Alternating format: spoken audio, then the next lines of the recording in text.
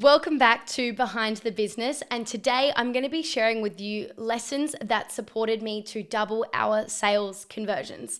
So let me take you back around about 7 or 8 months ago. I decided to hire a sales coach to help me with my sales calls conversions because I felt that I wasn't doing a very good job because I wasn't closing absolutely everyone. And what I quickly learned after having a lot of my sales calls audited was that I actually was really good at sales and I was doing a lot of things right. I just had unhealthy expectations on how many people I should be closing and in what time frame. That said, I still went on to learn so many lessons on how I could improve and just become more educated and aware on what I was actually doing without even realizing, so I could more intentionally do it in future calls, because it was a bit of hit and miss with what I would do on certain calls because I wasn't using a script and I was sort of just doing what felt right to me, which is great to a degree, but we want to work smarter, not harder, and being educated and actually having a skill set is what is going to allow you to do just that. So I'm so grateful that I got sales training and continue to do so because it has doubled our conversions and shortened the time span in which it takes to actually convert clients. And something that I want to share, because I think it's really helpful to know this, is that we attract mostly cold leads because we run a lot of Facebook ads, meaning someone will click on one ad of mine. So they've seen me one time in their life, they register for a free workshop of mine, and then some people book a call before even having seen the workshop because our thank you page actually invites people to do that if they want to grow faster.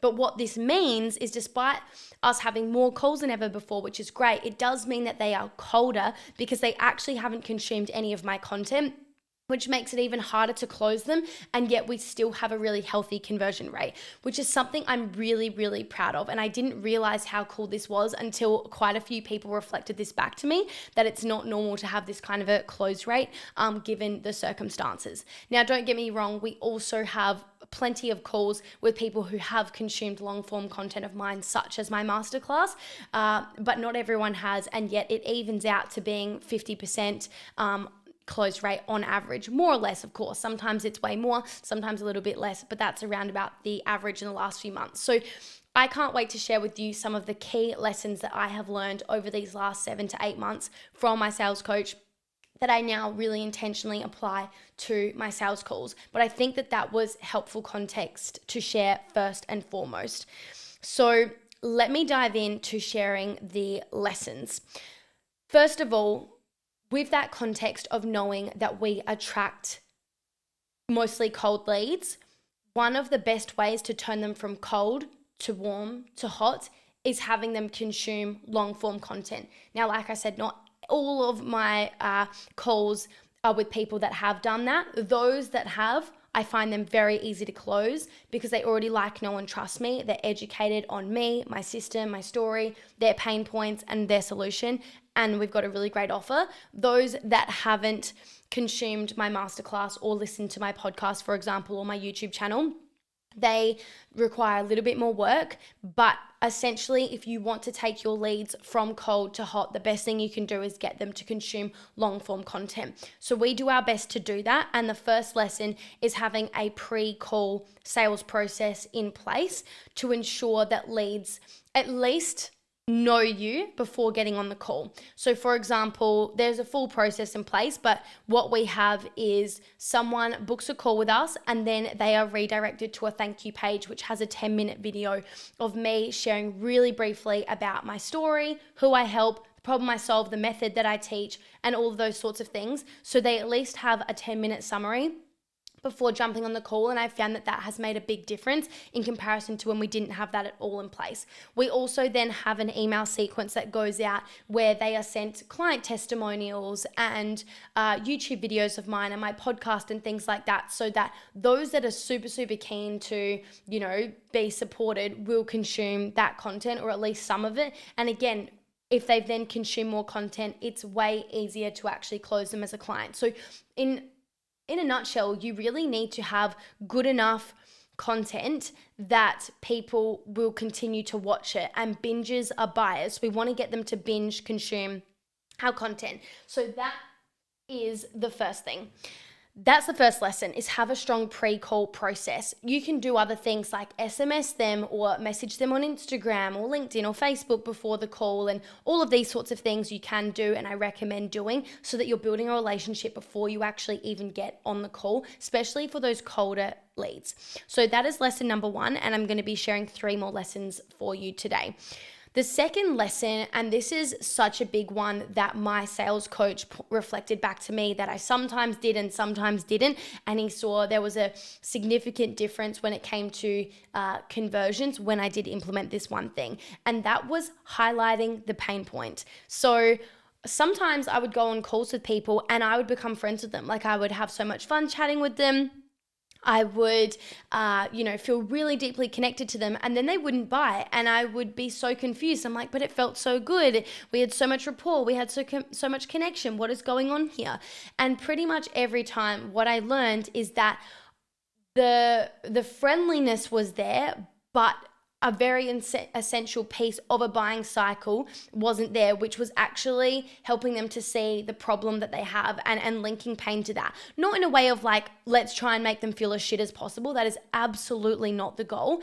And people aren't going to spend $2,000, $3,000, $5,000, $10,000, $15,000 on something that isn't important to them or on a problem that they don't have. So it's actually our job on a sales call to help them see that they have a problem and that you can help them with that. So you need to find that problem and dive deep on it, not just surface level over it or not even touch on it. Like, it's all well and good to talk into the pleasure and the desire and the goals that they have. That is also important. But the reality is people want to solve the problems that they've got as well. Like, there are a percentage of people that are solution focused and just want the desire, but most people need to go through that level of pain before getting to that point. And when I think about the investment decisions I make, especially ones that are more, maybe impulsive isn't the right word, but quicker decisions, it's usually when I'm in a world amount of a pain. Like, I'm like, I can't deal with this problem anymore. Like, think about when I hired my sales coach. I'm like, I'm just so sick of not closing these people. I'm losing people. I'm doing something wrong, blah, blah, blah, blah, blah. And that's when I then invested. And that is not from like a scarcity place. It's just from a place of like, this feels uncomfortable and I want to resolve this. And so if you're getting on a call with someone and they're too happy, they're too comfortable, their incentive, their desire, their need to move forwards and make a decision, especially when it's a decision that's going to require them to get out of their comfort zone and things like that, is going to be slim. So I really learned I need to find out what is their pain point, and instead of just being like box ticked, move on, actually go deeper there. So I think I used to be like, oh yeah, you're struggling with leads, cool. And then I would sort of move on.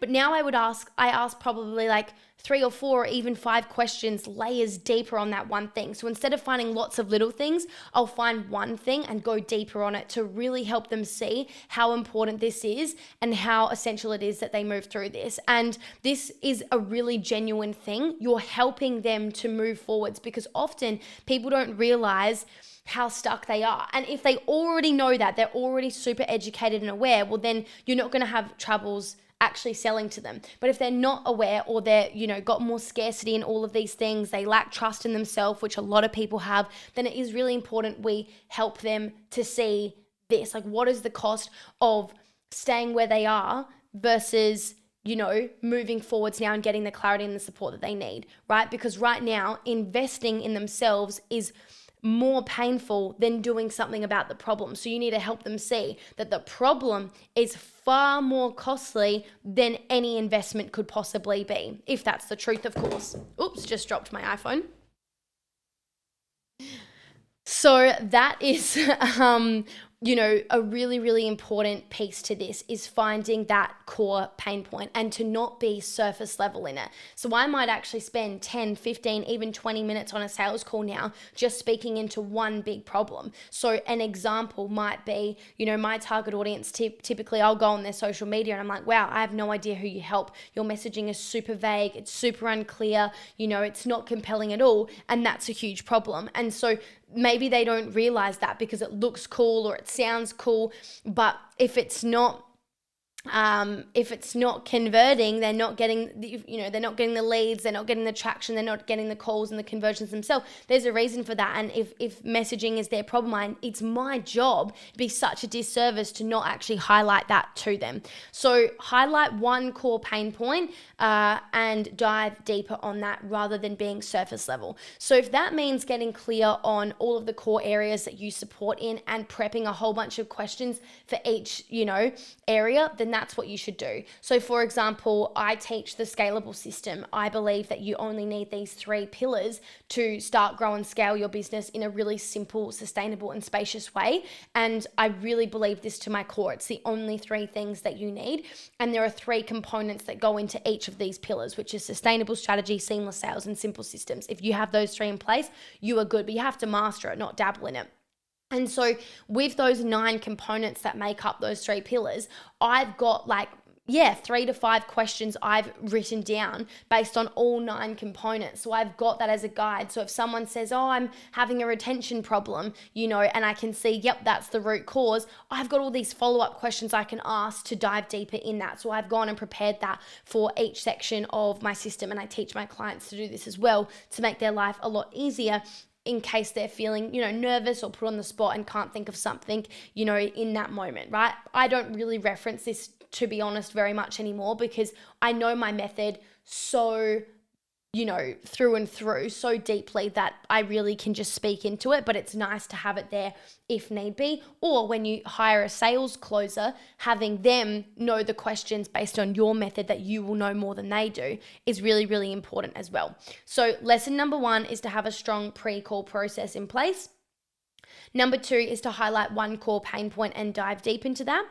The third thing is to trust your gut on what they are saying. So if you are confused, if something they're saying doesn't quite add up, whether that is an objection or just, an excuse or something like that, and it doesn't add up, it's okay to be confused. It's okay to ask follow-up questions. It's okay to ask more questions to understand something. Or if they're being really surface level in their answers and it's not quite landing for you to be able to move forwards or go deeper in the call, then you should really ask a question from a really curious lens.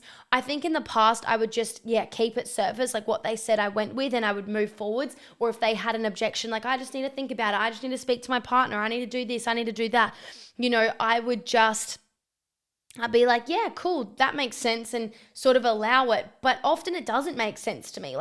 I love my partner so much, and I chat to him about decisions I make and things I make. But at the end of the day, this is my business. I'm the business owner, and I'm the only one that can make this business successful. And so the investment decisions I make are up to me, not up to him or not anyone else. And so I don't ever need to go speak to my partner about my business decisions. I'm like a grown, mature, fully grown adult. I fully respect when you share finances, you've got kids, you've got a mortgage, your partner might need to be in the loop about decisions, but ultimately, hopefully your partner wants the very, very, very best for you. And you know that you need to invest in your business in order for it to grow, just like every business on the planet requires.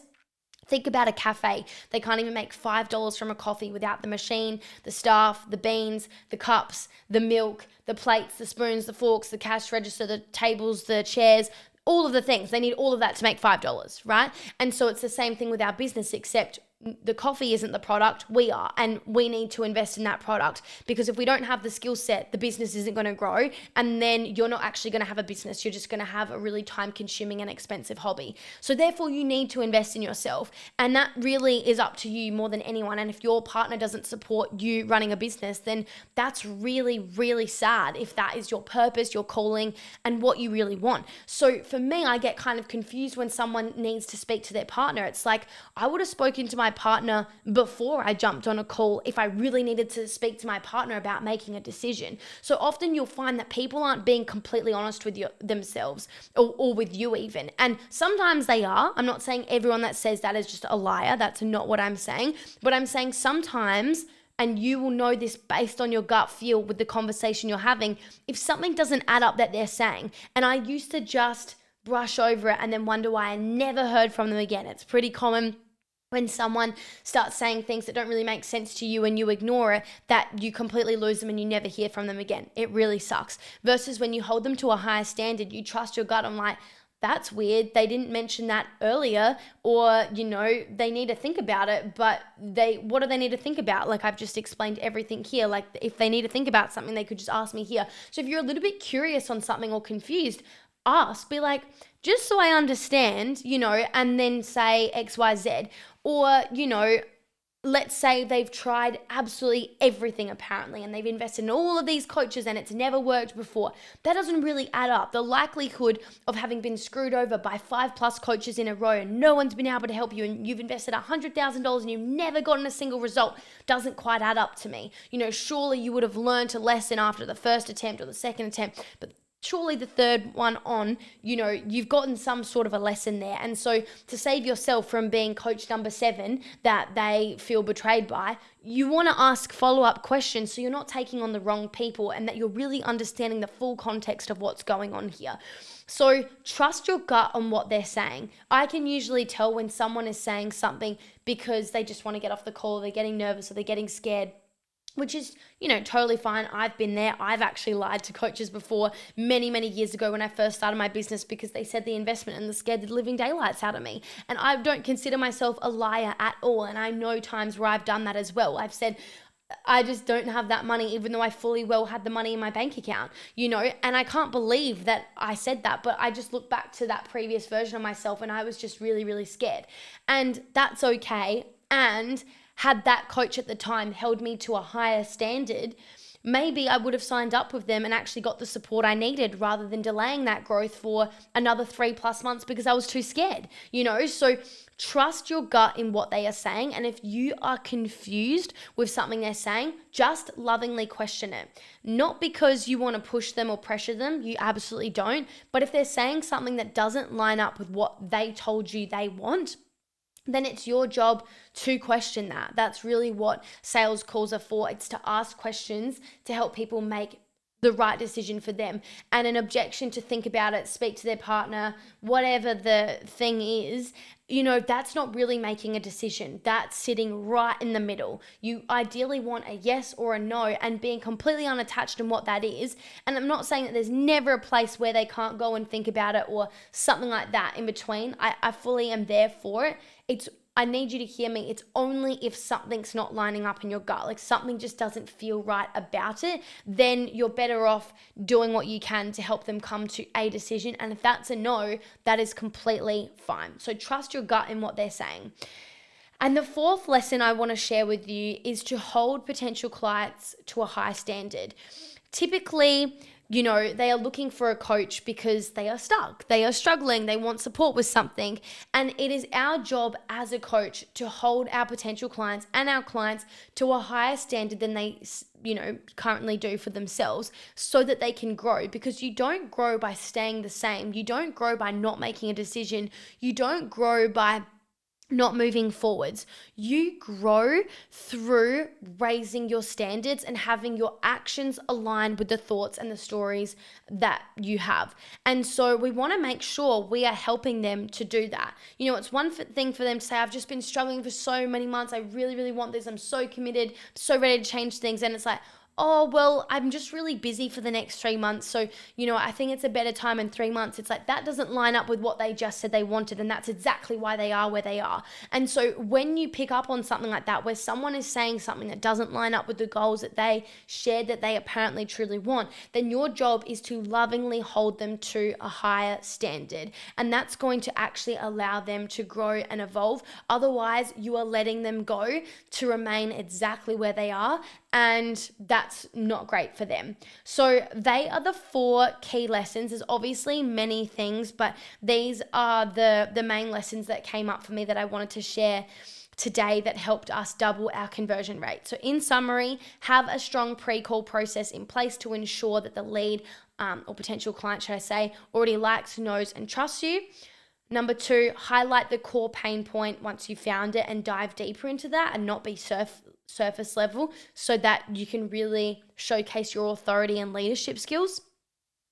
And then number 3, trust your gut on what they're saying. And if you're confused or an objection doesn't add up, just lovingly question it.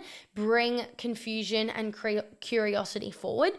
And then number 4 is to hold potential clients to a higher standard than they currently do for themselves. They are the 4 lessons that I wanted to share with you. Let me know on Instagram at Sophia Rose Bernardi which of these lessons resonated with you most. Was it number 1, number 2, number 3, or number 4? I would love to hear. If you've got any follow-up questions around sales, conversions, whether this is in DMs or on the call, let me know, because I close clients in both places.